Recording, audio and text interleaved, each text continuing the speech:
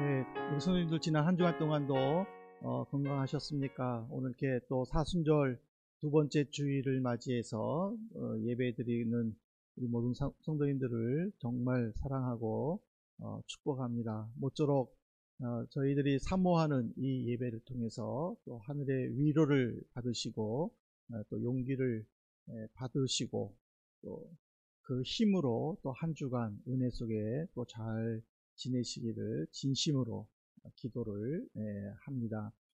지난 주일에는 저희가 공감에 대해서 같이 은혜를 나눴습니다. 일주일 동안 그 주신 말씀들을 묵상하면서 주변 사람들과 함께 울고 또 웃으셨는지 모르겠습니다. 이렇게 우리 모두 다가 힘든 시간을 지나고 있지만 자신의 힘듦에만 빠져 있지 말고 주변 사람들과 더불어 힘든 것을 함께 나눔으로 또 잘 또 견디고 버텨낼 수 있는 이 사순절 기간이 되기를 바랍니다. 이제 오늘은 두 번째 시간으로 무엇을 바라시나요? 라는 주제로 주님의 교훈을 받고자 합니다. 사람들은 저마다 간절한 바램을 가지고 있습니다. 이 바램이라는 것은 바람의 비표준어입니다. 그러니까 보통 이제 우리는 바라다 했었을 때의 명사는 이제 바람으로 많이 사용을 합니다. 근데 이제 사람들이 그 바람을 이제 강조하다 보니까는 바램으로 자연스럽게 이야기하는데 사실은 이제 비표준어죠. 하지만 어쨌든지 간에 바람이든 바램이든 우리 모두 다는 저마다의 어떤 바람이 있는 것 같습니다. 부부 간의 바람도 있고 또 부모가 자녀에 대한 또 자녀가 부모님에 대한 바람도 있을 수 있겠죠. 그리고 또 이웃 간에서도 서로 또 바라는 것들도 있고 또 이 바람이 또 우리 교회에도 있죠. 성도가 또 교회와 목사에게 또 바라는 것들이 있고 또 목사 역시 또 교회와 또 성도들에게 또 바라는 것들이 있죠. 하지만 그 바람이 정말 서로가 소통하고 또 서로가 또 어떤 그 같이 이야기를 나누면서 어떤 형성돼 가는 건지 아니면은 나의 어떤 일방적인 바람인지는 우리가 한번 생각을 해봐야 될 것 같습니다. 왜 그러냐면 성경은 우리의 바람 자체가 하나님과 또 예수님과 더불어 소통하고 또 공감을 나눌 수 있는 바람이기를 원하시기 때문입니다. 그래서 보면 성경에도 보면 하나님이 성도들에게 바라는 것, 또 예수님이 성도들에게 바라는 것, 또 성도들이 또 하나님께 바라는 것들을 이렇게 표현하는 구절들이 있습니다. 오늘 읽은 본문에 깊이 들어가진 않고 하나님과 예수님과 또 우리가 하나님 앞에서 어떤 바람이 있는지 말씀을 통해서 한번 묵상을 해보려고 합니다.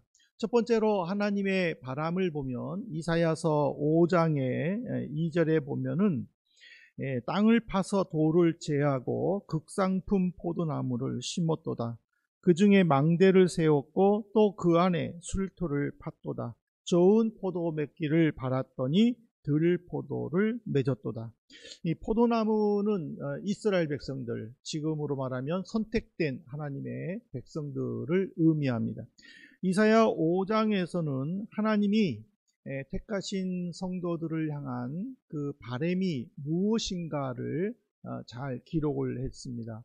특별히 1절에 보면은 하나님께서 그 택하신 성도들에 대해서 내가 사랑하는 자라고 이렇게 표현을 했습니다. 그러니까 하나님께서 그 택한 백성들을 사랑하면서 왜 사랑했는지를 이제 자세히 기록한 하나님의 바람이 나오는데 오늘 보면은 하나님께서는 포도나무를 아주 잘 준비를 하셨죠. 그 포도나무는 이제 우리 이스라엘 백성이요 성도라고 하지 않았습니까?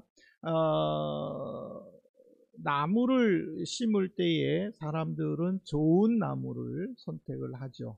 그리고 그 좋은 나무를 자신의 땅에 잘 가꾸어서 지극정성으로 하는 이유는 바로 열매를 맺기 때문이라는 것이죠. 하나님께서는 우리 인간과는 달리 선택하기 전 그 사람이 어떤 상태에 있든지 또 그 사람의 행동에 따라서 사랑을 주거나 아니면 사랑을 뺏거나 하는 분은 절대로 아닙니다. 하나님께서 무언가를 선택했다라는 것은 그 사람에 대한 계획이 있고 그 사람을 통한 바람이 있기 때문에 선택했다라는 의미이죠.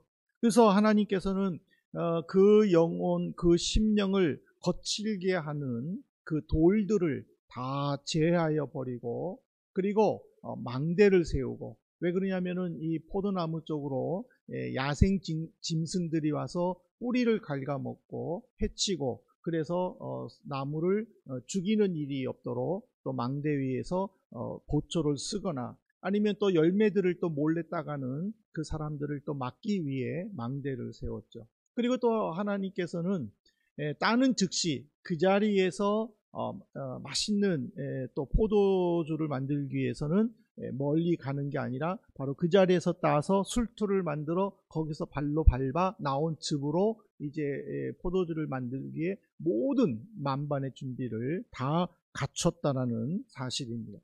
그리고는 이제 기다리시죠. 하지만 그 결과는 비참하다 못해 처참했습니다. 왜냐하면 하나님은 좋은 포도 열매를 맺기를 기다렸지만 그 나무에서는 사람이 먹지 못하는 들포도를 맺었기 때문이죠. 근데 하나님께서는 그냥 나무만 심어 놓고 그냥 기다리시는 분은 전혀 아니셨죠. 오늘 이사야서에서 내가 좋은 포도 열매 맺기를 바랐더니라는 것은 그 바람을 통하여 이루고자 하는 것 때문에 지극정성으로 얼마만큼 정성을 들였는지 쏟았는지를 하나님은 여기서 말씀해 주고 계십니다. 하지만은 그 나무는 사랑을 받고 자랐음에도 불구하고 제대로 열매를 맺지 못한 그래서 하나님으로부터 한탄의 소리를 듣게 됩니다. 근데 이제 또 하나님의 바람이 있는가 하면 예수님의 바람도 있는데 예수님의 바람은 또 하나님의 바람과는 좀 다릅니다. 하나님께서는 어떤 계획을 가지고 심고 열매를 기다리시는 하나님이시지만 예수님께서는 그 사람과 함께하는 그래서 그 함께함을 통하여 이루고자 하는 바람이 있다는 것을 보여주고 있습니다. 마가복음 1장 38절에 보면은요. 이르시되 우리가 다른 가까운 마을들로 가자. 거기서도 전도하리니 내가 이를 위하여 왔노라. 예수님은 제자들을 세우시고 그 제자들과 함께 마을과 촌락을 다니면서 복음을 전파하시고 또 병자들을 고쳐주시고 귀신 들린 자들도 쫓아내 주시면서 이제 회복을 하셨습니다. 근데 예수님의 인기는 이제 점점 높아만 갔습니다. 예수님이 머무르는 마을마다 사람들은 예수님이 떠나지 않고 여기에 머물러 있기를 소망을 했습니다. 제자들도 예수님을 따라다니지만은 예수님이 그 유대 사람들에게 무시받는 갈릴리의 촌 사람인 줄로만 알았는데 자기들이 지금까지 보지도 못했고 듣지도 못했던 능력들을 행하면서 기적들을 또 일으키고 그리고 또 많은 사람들에게 존경을 받고 또 이렇게 막 우르르 이렇게 따라다니는 걸 보니까 그냥 갈릴리 촌 사람인 줄 알았는데 아주 능력이 많은 그러니까 자기들도 예수님을 따라다니는 것이 아주 뿌듯하고 또 기분이 좋았죠. 그래서 그들은 날이 밝자마자 예수님께 선생님, 이렇게 사람들이 아침부터 이렇게 많이 우리를 따라옵니다. 우리를 찾습니다. 라고 말하는 것은 그냥 여기저기 다니지 말고 그냥 이 마을 사람들이 우리를 이렇게 필요로 하니까 우리가 여기다가 거처를 정하고 움직이지 말고 아예 여기서 살고 그냥 영역을 확장합시다. 그런 의미입니다.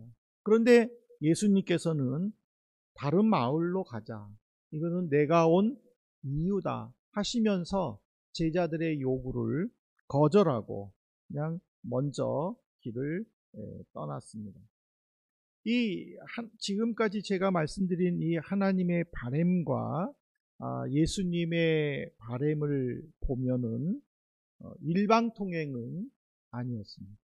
하나님은 어떤 계획을 가지시고 사람들을 키우시고 또 그들에게 율법을 주시고 또 필요한 것들을 채워주셨습니다. 그리고 구약의 하나님께서는 그 주변의 어떤 신보다도 더 위대한 하나님이심을 이스라엘 백성들에게 가르쳐 주셨습니다. 그러니까 이스라엘 백성들은 그냥 그 하나님의 인도하심에 그냥 가면 되었습니다. 하나님께서 오른쪽으로 가라 하면 오른쪽으로 가고 왼쪽으로 가라 하면 왼쪽으로 가면 그냥 자연스럽게 아무 어려움이 없이 살 수 있고 또 하나님께서 원하시는 것들을 나타낼 수도 있었습니다. 하지만 그들은 그 사랑을 받았음에도 불구하고 하나님이 원하는 일들을 행하지 않고 율법을 버리고 우상을 섬기며 하나님을 배반하고 말게 됩니다. 이로 인하여 하나님과의 소통은 실패하고 하나님께서 나는 상품 가치가 있는 좋은 포도를 기다렸는데 너희들은 왜 먹지 못하는 들포도를 맺었느냐고 이제 책망을 받게 됩니다. 또 예수님을 보십시오. 신약의 예수님은 제자들을 선택을 하셨죠. 예수님은 제자들 몰래 어떤 일도 하지 않으셨습니다. 그냥 제자들이 있을 때에 함께 했고 또 그 제자들의 도움을 통하여 기적을 나타내기도 했죠. 그것이 바로 오병이어와 칠병이어의 기적은 바로 제자들의 도움이 절대적으로 필요한 거죠.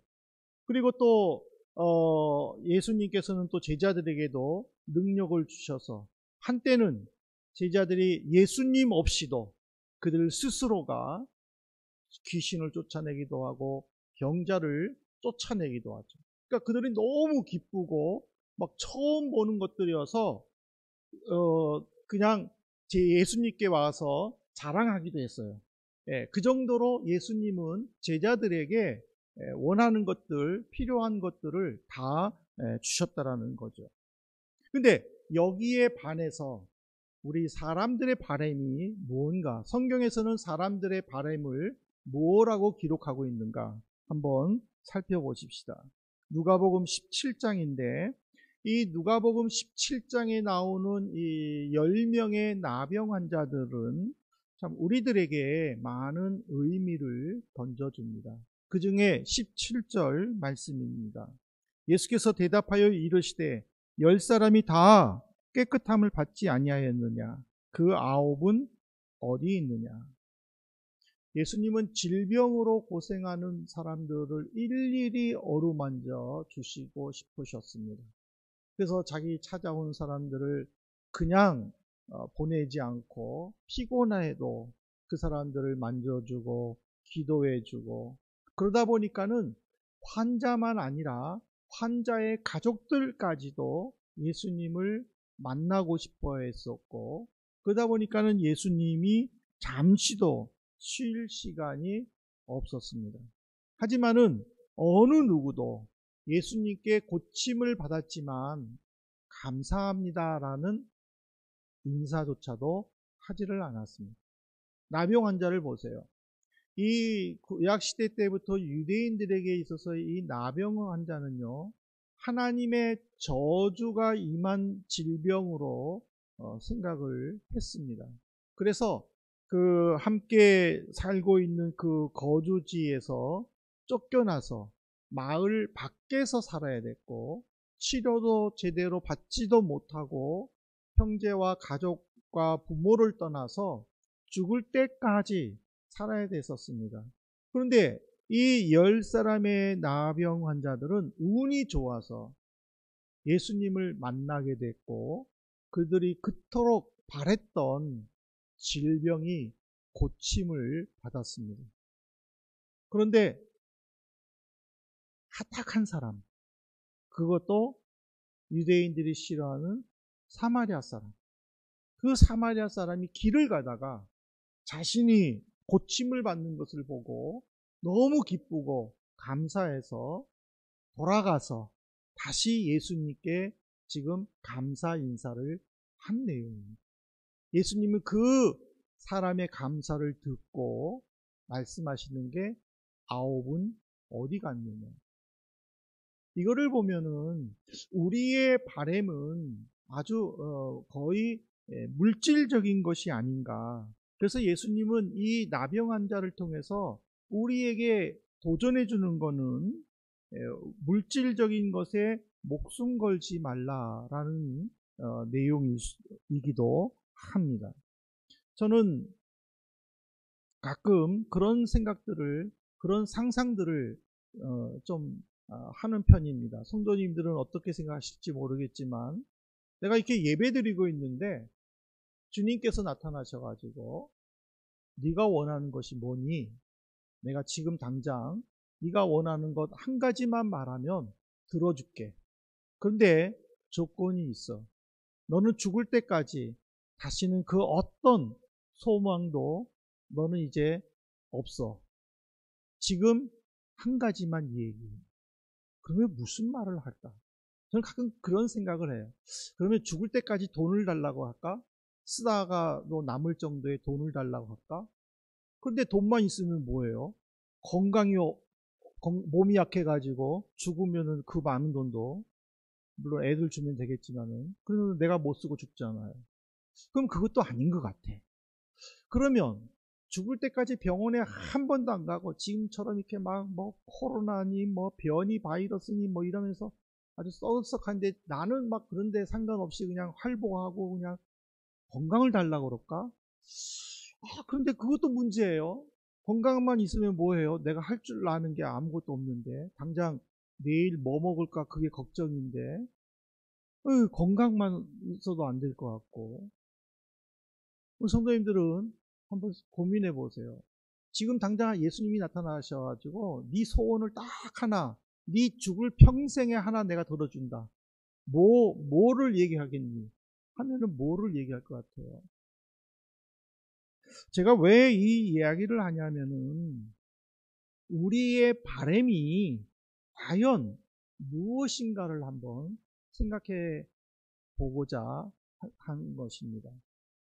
미국의 전직 라디오 방송 토크쇼 진행자인 닐 월시라는 사람이 있어요.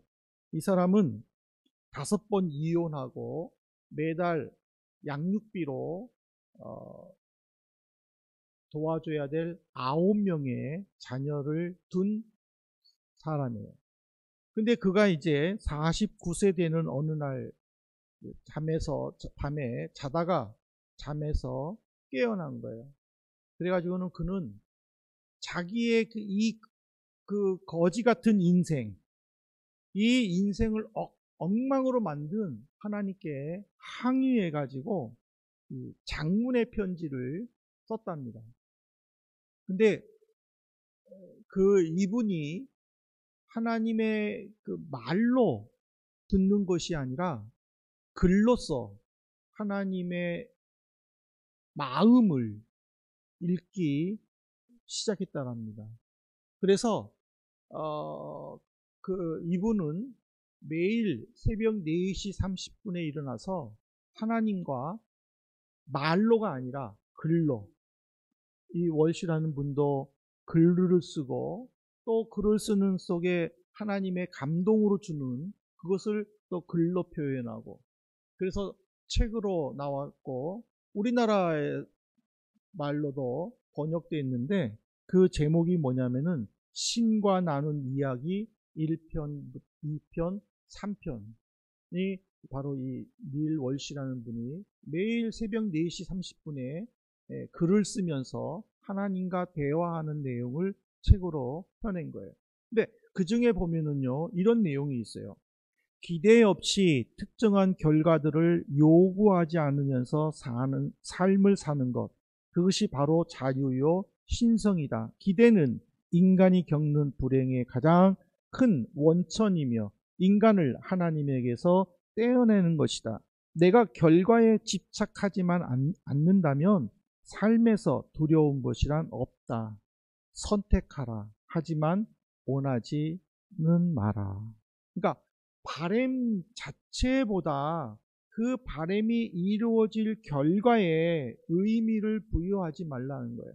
하나님께서 나에게 무엇을 바라는 건지 그 바램에 의미를 두고 묵상하면서 생활할 때에 하나님께서 우리에게 당신의 계획을 이루시기 위해 말씀으로 주변의 상황을 통해서 이루어 주신다라는 거예요. 그렇지만 나는 어떤 것을 바랬는데 그 바람의 결과에 집착하다 보니까 그 결과가 이루어지지 않았었을 때에는 낙심되고 실망에 빠지고 또 좌절하게 된다는 것을 이 닐리암 사람이 이야기를 해줬습니다. 저는 말씀을 마치면서 예수님이 죽음을 앞두고 하나님께 기도하는 그 기도의 한 부분을 제가 말씀드리려고 합니다. 요한복음 17장 12절에 보십시오. 지금 예수님이 하나님께 기도하는 거예요. 이 기도를 마치고 겟세마네 동산에 가셔서 이제 기도하시다가 이제 군병들에게 잡히시고 그리고 이제 십자가에 죽으시죠. 내가 그들과 함께 있을 때에 내게 주신 아버지의 이름으로 그들을 보존하고 지키었나이다. 그 중에 하나도 멸망하지 않고 다만 멸망의 자식뿐이오니 이는 성경을 응하게 합니다. 멸망의 자식이라는 것은 성경에서 기록된 예수 메시아를 팔 것이라고 기록된 것을 이루려고 하는 가룟 유다죠. 예수님께서는 하나님께서 주시는 그 12명의 제자, 그 제자 중에 가룟 유다를 제외한 11명의 제자를 한 사람도 실족시키지 않고 끝까지 그들을 지켰다라고, 자기에게 와서 말씀을 듣는 모든 사람들을 내가 보호했다고, 내가 그들을 끝까지 지켜냈다고 하나님께 지금 당당하게 기도하고 있습니다. 오늘 이 주님의 기도 내용을 통해서 우리가 하나님 앞에서 어떤 기도가 맞는 기도인가? 하나님 이 문제 해결해 주세요. 하나님 이것 좀 인도해 주세요. 하나님 이것 좀 허락해 주세요. 그 모든 것들은 어떤 결과에 대한 집착이고, 그것들은 결국에는 그것이 이루어짐으로 인하여 또 다시 새로운 소망들, 바람들을 나타내는 물질적인 것이라는 거죠. 그러나 하나님께서 나를 선택하셨는데 내가 하나님의 자녀로서의 바른 삶을 살고자 하는 주님의 뜻이 무엇인가를 놓고 기도할 때에 하나님께서는 그를 지켜주신다는 거예요. 너희는 먼저 그의 나라와 그의 의를 구하라. 이거하고 연결된다는 사실입니다. 저는 이 설교를 준비하다가 저희 제가 신대원 졸업한 기수의 동기방에 한 노래가 올라왔더라고요. 그래서 무심코 틀었는데 제가 그 노래에 은혜를 받았어요. 그래서 그 은혜 받은 노래를 마지막 결론으로 읽어드리겠습니다. 가수 노사연 씨가 부른 바램이라는 노래입니다. 내 손에 잡은 것이 많아서 손이 아픕니다. 등에 짊어진 삶의 무게가 온몸을 아프게 하고 매일 해결해야 하는 일 때문에 내 시간도 없이 살다가 평생 바쁘게 걸어왔으니 다리도 아픕니다. 내가 힘들고 외로워질 때 내 얘기를 조금만 들어준다면 어느 날 갑자기 세월의 한복판에 덩그러니 혼자 있진 않겠죠. 큰 것도 아니고 아주 작은 한마디, 지친 나를 안아주면서 사랑한다, 정말 사랑한다는 그 말을 해준다면 나는 사막을 걷는다 해도 꽃길이라 생각할 것입니다. 우린 늙어가는 것이 아니라 조금씩 익어갑니다. 저 높은 곳을 함께 가야 할 사람 그대뿐입니다.